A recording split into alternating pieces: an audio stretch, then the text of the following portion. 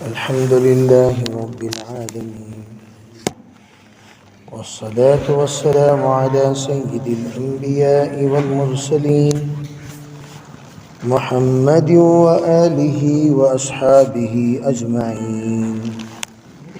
أما بعد، فأعوذ بالله من الشيطان الرجيم.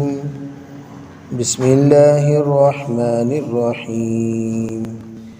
إن عدة الشهور عند الله 12 شهرا في كتاب الله يوم خلق السماوات والأرض منها 4 حرم ذلك الدين القيم فلا تظلموا فيهن أنفسكم وقاتلوا المشركين كافة كما يقاتلونكم كافة واعلموا أن الله مع المتقين.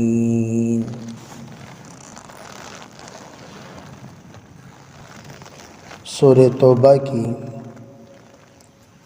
یہ 36ویں آیت ہے، جس میں اللہ جل جلالہ امن والہ نے اشہر حرم کا ذکر فرمایا. جس طرح ہر قوم کے لیے تاریخی سال ہوا کرتا ہے اور ہر قوم کی ایک تاریخ ہوتی ہے، اسی طرح ہمارے اسلامی تاریخ اس کو ہجری تاریخ کہتے ہیں.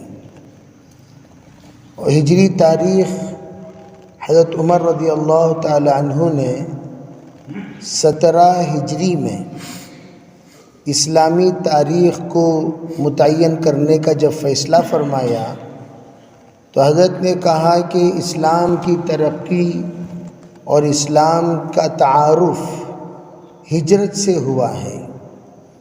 جب تک ہجرت نہیں ہوئی اس وقت تک اسلام کو کوئی پہچانتا نہیں تھا. ہجرت سے پہلے 13 سال عرصے میں صرف 500 لوگ اسلام قبول کیے تھے. ہجرت کے بعد اللہ نے اسلام کو عزت دیا، اسلام کا تعارف ہوا، اسلام پھیلا، اسلام کو لوگوں نے جانا، اسلام کے احکام مرتب ہوئے. تو حضرت عمر رضی اللہ تعالی عنہ نے اپنے دور خلافت میں یہ طے کیا کہ اللہ کا 12 مہینہ ہے، اللہ کے طے کردہ مہینے ہیں، وہ مہینوں کو ایک ترتیب دینا چاہیے. اسلام سے پہلے حضرت نبی علیہ السلام کی پیدائش کی تاریخ کو لوگ بولتے تھے سن مولودی. پھر آپ کو نبوت ملی تو اس نبوت کو مد نظر رکھ کر سن نبوی شروع ہوئی. پھر اس کے بعد اس سے پہلے عام الفیل کا سال اسلام میں چلتا تھا، یعنی جب ابرہا کعبے کو ڈھانے کے لیے آیا تو اس وقت میں اللہ جل جلالہ امن والہ نے ہاتھیوں کے لشکر کے مقابلے میں ابابیل پرندے کو اللہ نے مقابلے میں بھیجا. تو ابابیل وہ آئے اپنی پوری جماعت کے ساتھ اور انہوں نے ہاتھیوں کے سر پر ایک چھوٹا سا کنکر ڈال کر ان ہاتھیوں کا رخ موڑ دیا. ہاتھی جب الٹ کر بھاگنے لگے تو تمام ابرہا کے وہ لشکر والے جو کعبے کو نعوذ باللہ ڈھانے کے لیے آئے تھے وہ سب کے سب تہس نہس ہو گئے اور ابرہا بھی سڑ کر مر گیا. وہ واقعہ جو پیش آیا اس کو عام الفیل کہتے ہیں. اس واقعے سے ایک تاریخ چلی ہے. تو 3 طرح کی تاریخیں عربوں میں مشہور تھیں، لیکن حضرت عمر رضی اللہ تعالی عنہ نے کہا اسلام کی ایک تاریخ ہونی چاہیے، اسی تاریخ پر اسلام کی دور سلطنت میں تمام کاروائیاں ہوں گی، اسلام کے اعتبار سے لوگ یاد کریں گے، اس کے لیے ایک تاریخ متعین ہونی چاہیے. چنانچہ 17 ہجری کو آپ نے ایک تاریخ طے فرمایا اور محرم سے اسلام کی تاریخ شروع ہوگی، یہ آپ نے طے کیا. چنانچہ وہ طے فرما کر 1444 سال کا عرصہ گزر گیا ہے۔ آج ہم لوگ محرم کی 6ویں تاریخ کو پہنچ چکے ہیں۔ وہ 6ویں تاریخ جو آج کی تاریخ ہے، بلکہ غروب آفتاب کے بعد 7ویں تاریخ ہو گئی، تو 7ویں تاریخ جو ہماری اسلامی تاریخ ہے، یہ تاریخ متعین فرما کر 1444 سال 1444 ہو چکا ہے۔ تو حضرت عمر رضی اللہ تعالی عنہ نے انہی کارناموں کو اپنی زندگی میں انجام دیا۔ آپ لوگوں کو معلوم ہونی چاہیے کہ حضرت عمر رضی اللہ تعالی عنہ ایسی شخصیت ہیں جنہوں نے منظم حکومت فرمائی۔ سب سے پہلے پولیس فورس پوری دنیا میں اگر کسی نے مرتب کیا تو حضرت عمر رضی اللہ تعالی عنہ مرتب کیے۔ پولیس کا نظام پوری دنیا میں حضرت عمر سے پہلے کسی نے نہیں کیا۔ حضرت عمر پہلی شخصیت ہیں جنہوں نے باؤنڈری پر باقاعدہ فصیل پر محافظین کو، رباط پر محافظین کو رہنے کا نظام بنایا اور چیک پوسٹ کا نظام بنایا۔ چیک پوسٹ کا نظام حضرت عمر کا بنایا ہوا نظام ہے۔ پھر جو بھی لوگ باہر جاتے ہیں ان کو ویزا دینے کا نظام، ان کو سند دینے کا نظام۔ کوئی بھی اپنے ملک میں انٹری لینے سے پہلے اس ملک کی سند لانا چاہیے۔ یہ حضرت عمر رضی اللہ تعالی عنہ کا طے کردہ نظام ہے۔ اور آپ حضرات کو یہ بھی بات معلوم ہونی چاہیے، کورٹ کا منظم نظام، کون سے جرم پر کیا کیا سزا دینا چاہیے، حضرت عمر نے طے فرمایا۔ حضرت عمر سے پہلے یہ تمام چیزیں جیسا من میں آتا تھا لوگ ایسا کرتے تھے، لیکن ایک نظام کے تابع ہو کر چلنے کی ترتیب حضرت عمر نے بنائی۔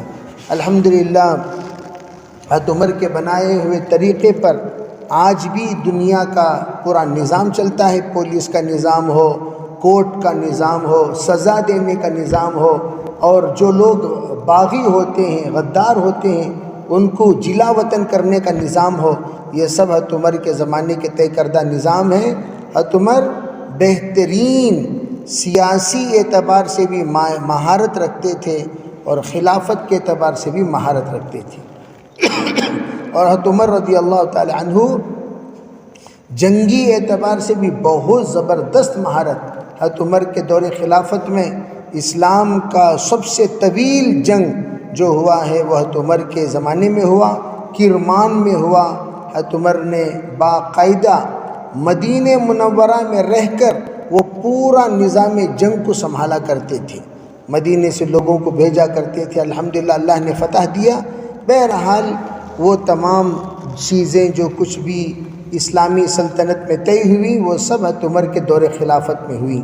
اور حضرت عمر کی شہادت 1 محرم کو ہوئی ہے۔ 1 محرم کو حضرت عمر کی شہادت ہوئی۔ اور حضرت علی رضی اللہ تعالی عنہ، ان کے سلسلے میں بھی بعض احباب نے 5 محرم کے سلسلے میں تاریخ بتاتے ہیں، اور حضرت حسین رضی اللہ تعالی عنہ کی شہادت میدان کربلا میں وہ 10 عاشورہ، جس کو عاشورہ کہا جاتا ہے، اس تاریخ میں ہوئی ہے۔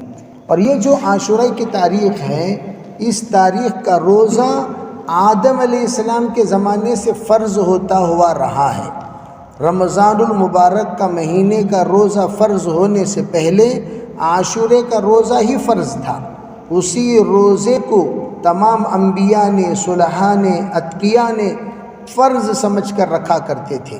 یہ جو آیت ہے کتب علیکم الصیام کما کتب علی الذین من قبلکم لعلکم تتقون، اس آیت میں جس روزے کا ذکر ہے وہ عاشورہ کا روزے کا ذکر ہے۔ بعد میں اللہ رب العزت نے رمضان مبارک کے روزے کا فیصلہ فرمایا تو عاشورے کی فرضیت ہٹ کر عاشورے کے روزے کو سنت اور مستحب قرار دے دیا گیا۔ اللہ کے رسول صلی اللہ علیہ وسلم جب مدینہ منورہ تشریف لائے، دیکھا مدینے والے روزہ رکھتے ہیں، تو آپ نے پوچھا کیا بات ہے؟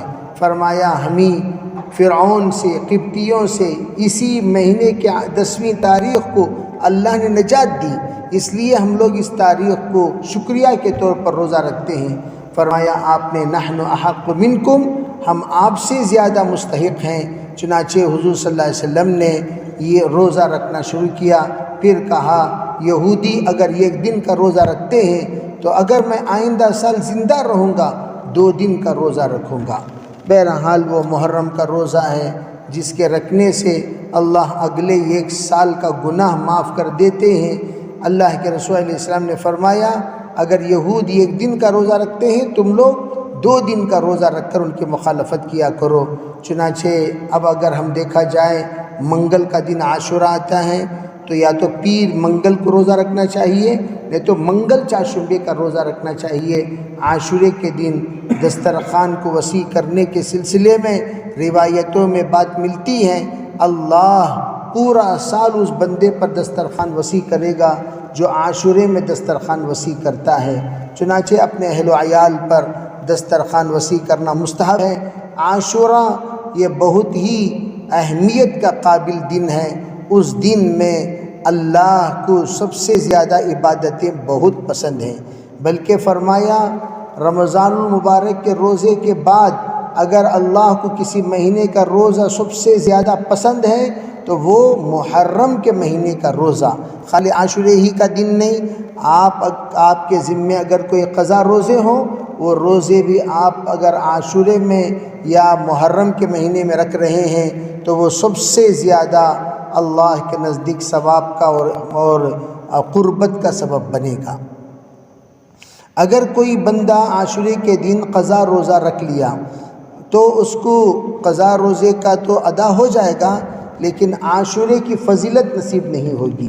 اس کے لیے علماء کہتے ہیں آپ دیگر دنوں میں قضا روزہ رکھ لیں، عاشورے کے دن کا روزہ عاشورے ہی کی نیت سے رکھیں۔ چنانچہ یہ جو 12 مہینے ہیں ان 12 مہینوں کو شمسی اور قمری کہا جاتا ہے۔ ایک ہے سورج کے حساب سے مہینہ، ایک ہے چاند کے حساب سے مہینہ۔ اسلامی مہینوں کا سلسلہ چاند سے تعلق رکھتا ہے اور دیگر مہینوں کا سلسلہ سورج سے تعلق رکھتے ہیں۔ اور آپ لوگوں کو بتاؤں ہر ایک قوم کے لیے اللہ نے ایک تاریخ بنائی لیکن مسلمان اپنی تاریخ کو بھول جاتے ہیں۔ انگریز جس وقت دنیا سے گیا یعنی ہمارے ہندوستان سے جب وہ نکلا تو ٹور کے لیے گھومنے کے لیے وہ لوگ آیا کرتے تھے، دیکھا کرتے تھے۔ تو اسی طرح جب دیکھنے کے لیے آئے تو انہوں نے یہ دیکھا کہ ٹرین میں لوگ بڑی خوشی سے کہہ رہے ہیں انڈیپینڈنس ڈے، ارے ہم نے ایسی کی تیسی کر دی انگریزوں کو، ہم نے یہاں سے بھگا دیا، یہ کر دیا وہ کر دیا۔ انگریز نے بہت دیر تک سنتا رہا، سننے کے بعد اس نے پوچھا کیا تم لوگوں نے انگریز کو بھگا دیا؟ کہا جی بالکل، انگریز یہاں سے بڑے رسوا ہو کر گئے۔ کہا کہ اچھا بتائیے آپ لوگ کون ہیں؟ کسی نے کہا میں سکھ ہوں، میں عیسائی ہوں، کسی نے کہا میں مسلمان ہوں۔ کہا اچھا تم لوگوں کی اپنی مذہب کی تاریخ تو ہوگی؟ پوچھا کیا تاریخ ہے؟ ان لوگوں نے سر کھجایا اور کہا کہ تاریخ تو ہم لوگوں کو یاد نہیں ہے۔ تو کہنے لگا اچھا بتاؤ اگست کی کیا تاریخ ہے؟ فٹافٹ بتا دیا یہ تاریخ ہے۔ کہا ہم تو ہندوستان چھوڑ کر چلے گئے لیکن سب کو ہم نے انگریز تو گئے لیکن سب کو انگریز بنا کر گئے۔ آج تم لوگ محتاج ہو ہماری تاریخ کے، ہماری تاریخ کے بغیر تمہارا کوئی کام نہیں ہوتا۔ ہماری تاریخ پر تم لوگ پیدائش کی سرٹیفکیٹ بناتے ہو، مرتے ہو تو ہماری تاریخ، تمہارے ہر کام ہوتے ہیں تو ہماری تاریخ پر، تمہارے کاغذات بنتے ہیں تو ہماری زبان میں۔ بھئی تمام ملکوں میں، جاپان میں جاپانیز اور چائنا میں چائنیز اور رشیا میں رشین کی زبان چلتی ہے، ہندوستان میں انگریزی چلتی ہے۔ کہا کہ ہم نے سر سے لے کر پیر تک تم لوگوں کو انگریز بنا کر چھوڑ کر گئے ہیں، تم ہمارے بغیر کچھ نہیں کر سکتے۔ گویا ہم تو آپ لوگوں کو زبان کا بھی غلام بنا دیا، کلچر کا بھی غلام بنا دیا۔ یہ اس نے بڑے فخر کے ساتھ کہا۔ اکابر کہتے ہیں حضرت نبی علیہ الصلوۃ والسلام نے سختی کے ساتھ کہا یہود و نصارہ کی مخالفت کرو۔ میں اس لیے کہا کرتا ہوں بھئی یہ ایک لباس ہے ہمارا اسلامی لباس، یہ ایک لباس ہے عام لباس۔ ہم لوگوں کو چاہیے کہ ہم لوگ اپنے گھروں میں، اپنے بچوں میں، اپنے دیگر تمام جگہوں پر اسلامی لباس سے ملبوس رہیں۔ اب رہی بات بھئی یونیفارم کے طور پر اگر آپ کوئی جگہ نوکری کرتے ہیں، یونیفارم کے طور پر وہ لباس استعمال کریں، دیگر دنوں میں ہمارا لباس اسلامی ہونا چاہیے، اس سے ہمارا تشخص باقی رہتا ہے۔ چنانچہ ہمارے نبی علیہ الصلوۃ والسلام نے مخالفت کی کہا تم لوگ اگر عاشورے کا روزہ رکھتے ہو، ہم تمہاری طرح ایک روزہ رکھ کر تمہاری تابع داری نہیں کریں گے، ہم لوگ 9-10 رکھیں گے، یعنی تو 10-11 رکھیں گے تاکہ تمہاری مخالفت ہو جائے۔ اور حضور نے امت کو یہ تعلیم دے دی، ہمیشہ یہاں تک کہ پگڑی باندھتے تھے مشرکین بغیر ٹوپی کے، اور یہودی بغیر چھوٹی ٹوپی پہنا کرتے تھے، نصارہ یہ ٹوپی ہی نہیں پہنتے تھے، اور دیگر جو احباب ہیں ان کا تو کوئی مسئلہ ہی نہیں ہے۔ تو جب آپ علیہ الصلاۃ والسلام اسلام کے سلسلے میں تعلیمات کے جاری فرمایا، آپ نے کہا دیکھو ٹوپی پہنو تو پورے سر ڈھکاؤ، ڈھکی ہوئی ہو ایسی ٹوپی پہنو، جو کھڑی ہوئی نہ ہو، جو چھوٹی نہ ہو، بلکہ سر ڈھکی ہوئی ہو ایسی ٹوپی پہنو۔ دوسری بات، جب پگڑی باندھو ٹوپی کے اوپر پگڑی باندھو، خالی پگڑی نہیں، کھلا سر پگڑی نہیں، ٹوپی کے اوپر پگڑی باندھو تاکہ یہودیوں کی بھی مخالفت ہو جائے، نصارہ کی بھی مخالفت ہو جائے، مشرکین کی بھی مخالفت ہو جائے۔ بہرحال الحمدللہ اللہ نے اس سورہ توبہ کی 36ویں آیت میں اس سال کا ذکر فرمایا۔ وہ سال یہ 12 مہینے کب سے ہیں اس کا ذکر کہا، ان عدت الشہور عند اللہ کے نزدیک مہینوں کی عدد، مہینوں کی گنتی 12 شہرا 12 مہینے ہیں، فی کتاب اللہ لوح محفوظ میں اللہ نے اس کو طے فرما دیا۔ کب سے طے کیا؟ یوم خلق السماوات والارض، جب سے اللہ نے آسمان و زمین کو پیدا کیا۔ پھر کہا منہا 4 حرم، اس میں 4 مہینے حرم، یعنی وہ 4 مہینے پورے کے پورے محترم مہینے ہیں، جس کو کہتے ہیں اشہر حرم۔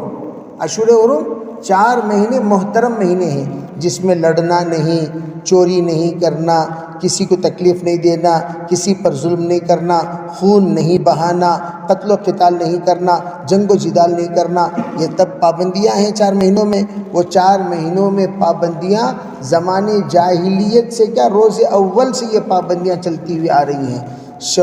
اس میں آ کر لوگوں نے متعین فرمایا رجب کا مہینہ ہے جس میں لوگ عمرے کی نیت سے حرم آیا کرتے تھے، اس مہینے کو بھی حرم کا مہینہ قرار دیا گیا۔ ذی قعدہ، ذی الحجہ، محرم، یہ 4 مہینے ہیں، جو 4 مہینے اس کو اشہر حرم کہا جاتا ہے۔ ذالک الدین القیم، یہ اللہ تعالیٰ کا قائم دین ہے۔ فلا تظلموا فیہن انفسکم، تم لوگ اس میں ہرگز اپنے آپ پر ظلم مت کرو۔ وقاتلوا المشرکین کافہ، تم لوگ اس کے بعد حکم دیا تم لوگ مشرکین سے مکمل مقاتلہ کیجئے، ایسا جیسا کہ وہ تمہارے ساتھ لڑتے ہیں۔ وَاعْلَمُوا، جان لیجئے، ان اللہ مع المتقین، اللہ تعالیٰ تقوی والوں کے ساتھ ہے۔ جو جتنا تقوی کے ساتھ رہے گا، اللہ سے ڈرے گا، گناہوں سے بچے گا، اللہ تعالیٰ اس کے ساتھ رہے گا اور اللہ کی مدد اس کے ساتھ شامل حال رہے گی۔ بہرحال یہ محرم کا مہینہ ہے، محرم کے مہینے سے ہمارا سال شروع ہو گیا۔ ہم لوگ یہ دیگر خرافات، بدعات، جو پوری پکانا، چونگے بنانا، یہ بنانا وہ بنانا، یہ سب جو رسومات کہلائے جاتے ہیں جس کی شریعت میں کوئی حیثیت نہیں، وہ تمام کام چھوڑیں۔ ماتم منانا، یہ سب ہمارے مسلمانوں کا کام نہیں ہے۔ ماتم کبھی شہداء پر ہم لوگ نہیں مناتے۔ شہادت یہ عبادت ہے، شہادت ایک نعمت ہے، شہادت ایک دولت ہے جو اللہ کی طرف سے بندے کو عنایت فرمائی جاتی ہے۔ شہادت کی تمنا انبیاء کیا کرتے تھے۔ خود اللہ کے رسول علیہ السلام نے فرمایا میرا دل یوں چاہتا ہے لوددت ان اقتل فی سبیل اللہ، میں اللہ کے راستے میں شہید ہو جاؤں، پھر اللہ مجھے دوسری زندگی دے، پھر میں اس زندگی کو گزار کر شہید ہو جاؤں، تیسری دے پھر شہید ہو جاؤں، چوتھی دے شہید ہو جاؤں۔ بعض روایتوں میں 3 بار، 5 بار، 7 بار، 9 بار سرکار نے اسی بات کو دہرایا۔ اور خود انبیاء اور صلحاء شہادت کی تمنا کرتے تھے۔ شہادت بہت بڑی نعمت۔ حضرت امیر حمزہ رضی اللہ تعالی عنہ، جن کو سید الشہداء کہا جاتا ہے، ان کی شہادت پر سرکار نے 70 مرتبہ اپنے جنازے کی نماز پڑھائی تھی، ان پر بھی ماتم کبھی نہیں منایا گیا۔ تو ماتم منانا اسلام میں ہے ہی نہیں، تو اس لیے ماتم وہ کرے جو منکر ہو حیات شہداء کے۔ ہم زندہ جاوید کا ماتم منایا نہیں کرتے۔ وَلَا تَقُولُوا لِمَن يُقْتَلُ فِي سَبِيلِ اللَّهِ أَمْوَاتٌ بَلْ أَحْيَاءٌ، فرمایا جو لوگ اللہ کے راستے میں شہید ہو گئے ان کو میت مت کہو، بلکہ وہ زندہ ہیں۔ عند ربهم يرزقون، وہ اپنے پروردگار کے طرف سے رزق دیے جا رہے ہیں۔ اللہ تعالی ہمیں ماتم وغیرہ کے خرافات سے حفاظت فرمائے۔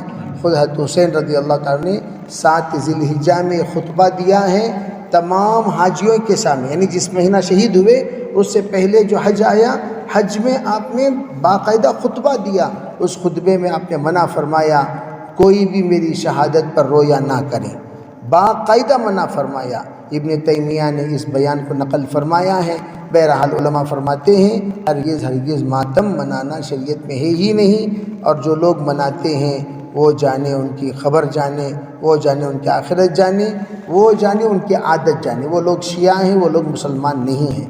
اللہ کے رسول علیہ السلام نے منع کیا کہ آپ گالوں پر مار کر، گریبان پھاڑ کر، زمانے جاہلیت کی طرح مرثیہ پڑھ کر مت رویا کرو۔ اللہ تعالی ہمیں سلیے کو اسلام کے مطابق عمل کرنے کی توفیق عطا فرمائے۔ جن چیزوں سے اللہ کے رسول نے منع فرمایا اس سے رکنے کی توفیق عطا فرمائے۔ لک الحمد و لک الشکر، اللہم صلی علی سیدنا محمد وعلی آل سیدنا محمد وبارک وسلم۔ اللہم تقبل منا ما کان صالحا وصحنا ما کان فاسدا۔ سبحان ربک رب العزة عما یصفون وسلام علی المرسلین والحمد للہ۔